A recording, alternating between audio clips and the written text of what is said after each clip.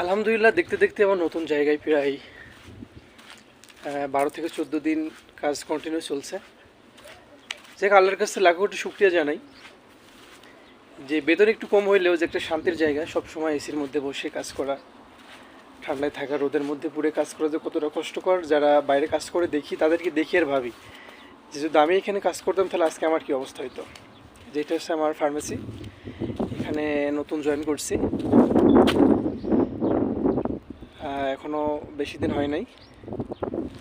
20 তারিখে জয়েন করছি, আজকে 3 তারিখ, সম্ভবত 12-13 দিন এরকম কাজ করতেছি। তো সবাই দোয়া করবেন আমার জন্য, আমি যেন ভালোভাবে এখানে কাজ করে আমার লক্ষ্যটা পূরণ করে আবার দেশে ফিরে যেতে পারি।